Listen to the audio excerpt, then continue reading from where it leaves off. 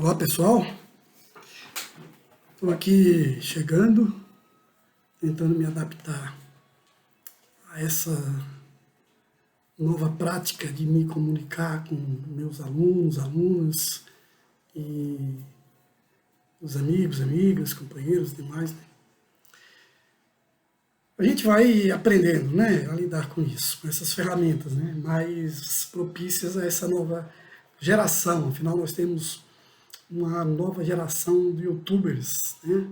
Garotos, garotas, adolescentes, que mais do que se distrair, fazem desse processo também algo produtivo, né? Produtivo no sentido de não só se comunicar, mas também de obter ganhos, né? Econômicos por esse meio. O objetivo nosso aqui é outro, né? O objetivo aqui nosso é de nos comunicarmos e trocarmos ideias a respeito de todos esses processos que a gente está vivendo. Né? E o meu enfoque, claro, sempre pela própria característica do meu trabalho é a geopolítica. Né? Então, esclarecendo aos que não me conhecem, eu sou historiador e doutor em geografia. Né? Dou aula de geopolítica já há bastante tempo, né? Prestes a me aposentar, e procuro então aqui compartilhar de alguma forma essa compreensão a respeito do mundo que nós estamos vivendo, dessa crise gerada pelo coronavírus, de uma crise econômica que antecede ao coronavírus e das condições que nos levaram a essa situação, a essa realidade que nós estamos vivendo, né? Que não é casual, né? Ou seja, que não é por acaso, melhor corrigindo, né? Nada é por acaso. Tudo tem as suas causas, né? E as causas sobre tudo isso que nós estamos nos deparando, nós vamos encontrar o nosso estilo de vida, na nossa maneira como passamos a viver, como eu digo nós, falo da humanidade, né? E um processo que transitou da vida no campo, né, da vida rural, para uma vida urbana e uma concentração muito forte nas cidades, principalmente nas grandes cidades, né?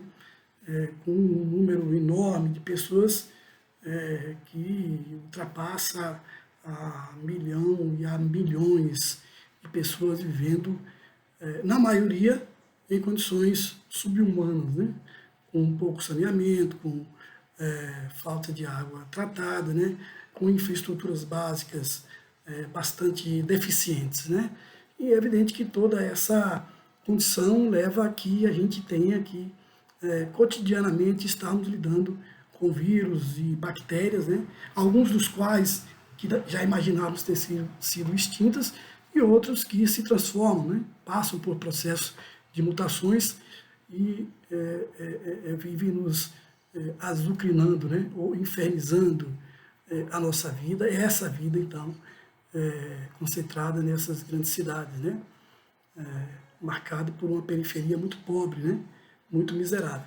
Mas, enfim, essa situação que nós estamos vivendo com o novo coronavírus, né, ou com o Covid-19, ela tende a acentuar esse problema e esse processo de desigualdades sociais e de vida em cidades absolutamente desprovidas das condições necessárias, básicas para uma sobrevivência adequada, né, e decente.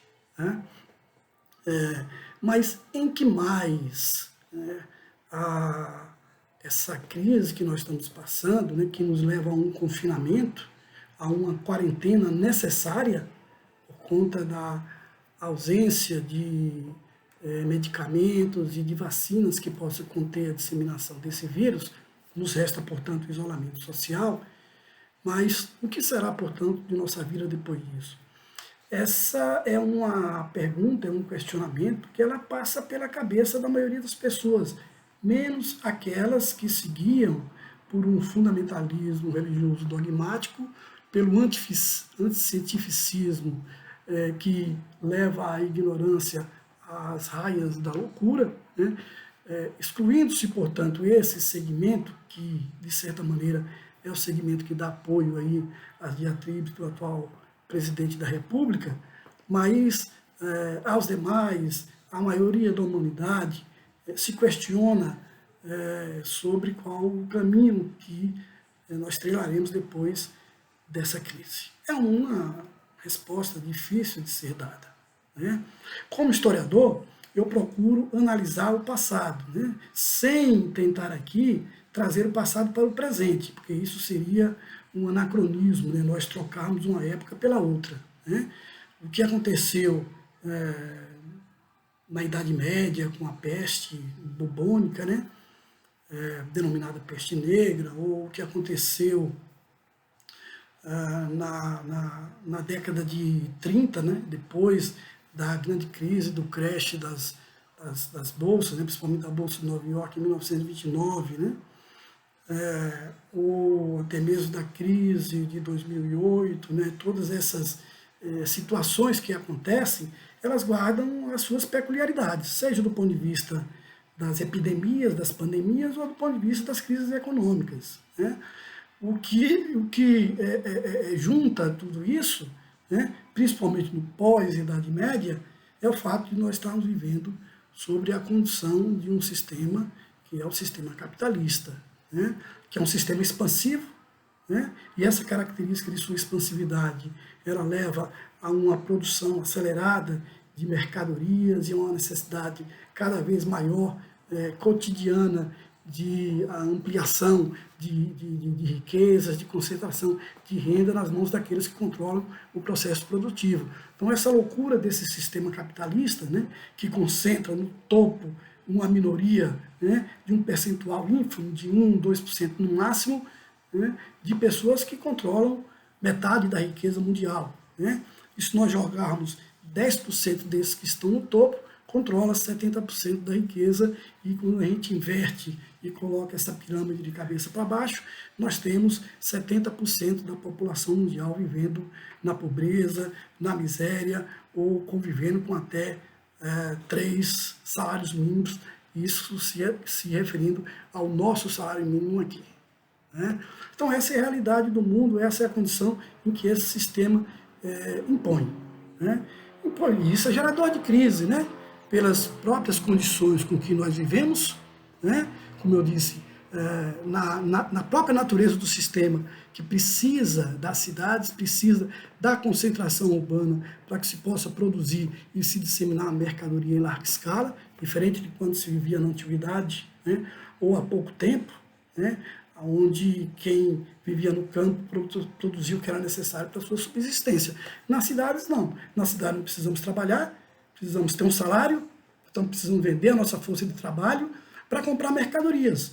E mercadorias que são vendidas, muitas vezes, sem que haja necessidade para o seu consumo. Essa necessidade é criada pela condição que o sistema tem de nos empurrar mercadorias para que a gente possa consumi-las, né? Então, essa loucura dessa situação que a gente vive, que é geradora de todas essas circunstâncias, né? Seja de doenças, né, que afeta a grande maioria das pessoas, seja essa neurose que nós temos, porque temos que estar correndo atrás de adquirir todas essas mercadorias, e dessa distância enorme criada por essas desigualdades que opõem bilhões de pessoas a algumas centenas de milhares, digamos assim, que controlam toda a riqueza mundial. O pós-Covid, depois dessa crise, é necessário que haja das forças progressistas, que haja das organizações sociais, né, das entidades que lidam com as populações carentes, uma compreensão de que é imprescindível combater esse sistema da maneira como ele funciona, porque senão as crises serão recorrentes, né? É claro que são situações que advirão de todo esse processo. Nós temos que começar a nos preparar a partir de agora. É necessário que nós comecemos a nos preparar a partir de agora, né? Mas, em primeiro lugar, agora, o importante é a sobrevivência. Portanto, encontrarmos formas de driblar o poder mortal que esse vírus tem, principalmente da capacidade de disseminação e da aceleração com que se dá o contágio, né? Então, são essas as questões postas nesse momento. Eu acho que era isso, dessa postagem, que eu gostaria de estar colocando para todos e para todas, e acrescentar somente um elemento, que é desse antagonismo entre a ciência e as crenças religiosas, né? Entre a necessidade do conhecimento científico, né? E a fé que impõe determinados mecanismos de controle na mente que leva a que as pessoas ajam com absoluta ignorância, focados em dogmas religiosos que não são absolutamente suficientes para conter os problemas de saúde que nos afligem. Pode resolver problemas existenciais, amenizar as nossas angústias, né? A fé, a crença em algo espiritual, né? Ou metafísico, pode nos acalmar, nos acomodar, assim, do ponto de vista da necessidade que nós temos de não nos angustiarmos permanentemente, né? Mas isso não é suficiente para resolver os nossos problemas, nem os nossos problemas de saúde, nem os nossos problemas sociais.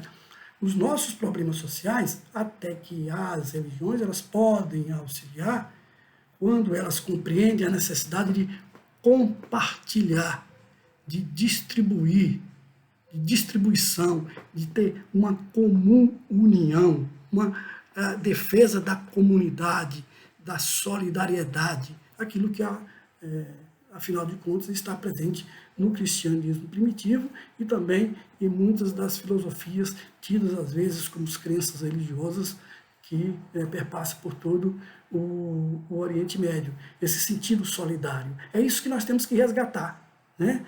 E não esse fundamentalismo dogmático, esse neopentecostalismo perverso, né? Que imagina que as pessoas têm que resolver os problemas da comunidade, da sociedade, resolvendo primeiro o seu próprio problema, né? Nós vivemos em sociedade, nós vivemos em comunidade. Nós precisamos resolver os problemas que nos afligem como um todo. Levar isso para o campo da individualidade só faz com que a sociedade se torne cada vez mais perversa do ponto de vista da disputa por mecanismos que não são igualitários, que não são a busca solidária, mas na tentativa de ser o cada um salve-se quem puder. E, evidentemente, isso nos levará cada vez mais para um abismo, né? Portanto, tenho toda a convicção de que a solução de todos esses problemas se dá, por um lado, acreditando que é pela ciência, pelo conhecimento científico, que nós vamos encontrar a solução para esse problema do ponto de vista de conter esse vírus, seja por uma vacina, seja por um medicamento, né? E, por outro lado, a necessária visão e atitudes solidárias, comunitárias, cooperativas, né? Que nos possibilite resolver os problemas sociais de uma maneira mais ampla, mais abrangente para toda a sociedade, porque o que nos importa é ter um ambiente são, saudável.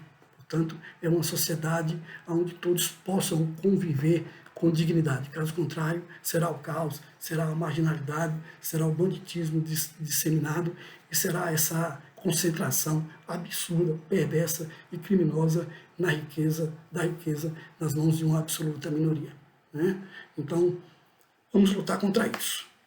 Vamos lutar contra o Covid, contra o novo coronavírus e vamos lutar contra os vírus que estão disseminados na sociedade de forma perversa e individualista. Portanto, é uma sociedade igualitária, uma sociedade comunitária e uma sociedade que prima exatamente pela solidariedade. Isso é o que nós queremos e isso é o que a humanidade tem que conquistar.